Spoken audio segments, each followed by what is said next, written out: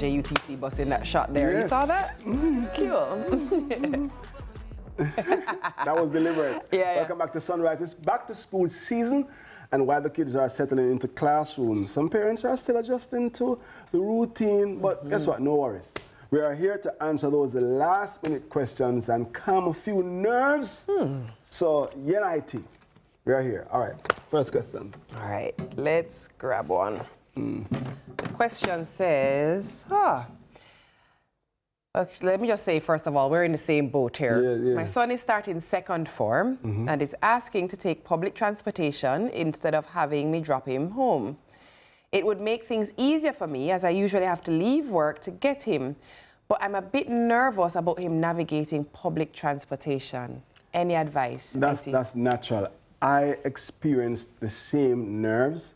My daughter was 10 at the time. I had to show her, because where she was leaving from, where she was heading to, was not a very far distance, you know? And I went with her in the morning and I showed her, but I can tell her the honest truth. When I was waiting for her to arrive, I was full of nerves. The first morning and the second morning, you know what I mean?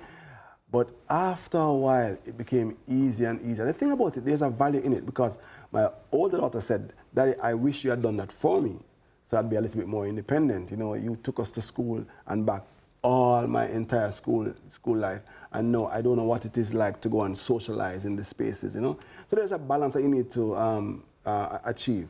But I'm telling you, the nerves is natural, but you need to allow them, you know, with guidance, proper guidance, to occupy the space. And I think it's a little easier now.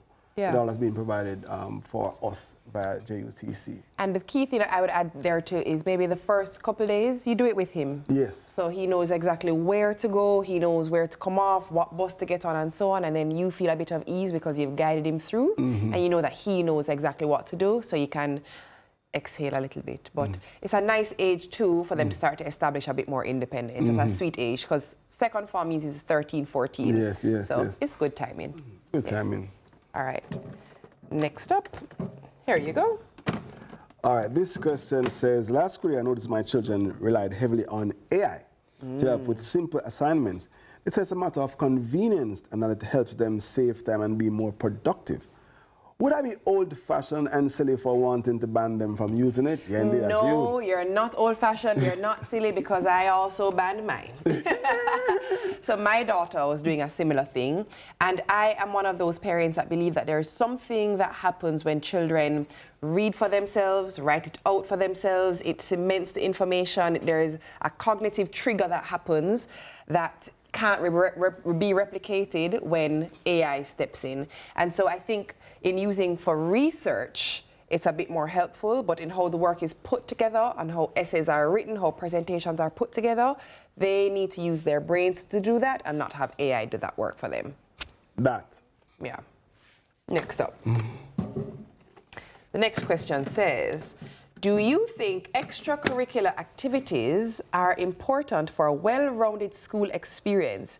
And what's the best ones to consider for someone that's really shy? I love this question. Oh, that's it. First of all, yes, we do think, I personally think that 100% it's yes. important for them. And there's a variety, a plethora of different things that they can do. There's sports, and there are clubs, so there are social clubs that they can participate in that helps them to step out of that shy phase, and they get to socialize and learn how to interact and develop those interpersonal skills. 100%. You know, I really think that it's good for them, especially those schools that are heavy on academia, you know, to get that balance in. Encourage and support their involvement in extracurricular. I echo that. Let me just also add very quickly that education is not just about acquiring knowledge. Education is so much more about the development of the being, and there's a development that happens in extracurricular activities that cannot happen in a classroom. All right, that was Ask Yendi, back to school edition, easing some of your worries for parents everywhere. TK is on standby, actually. She's sitting by, she's ready. Your morning news is up. Please stay with us. I come back to TK.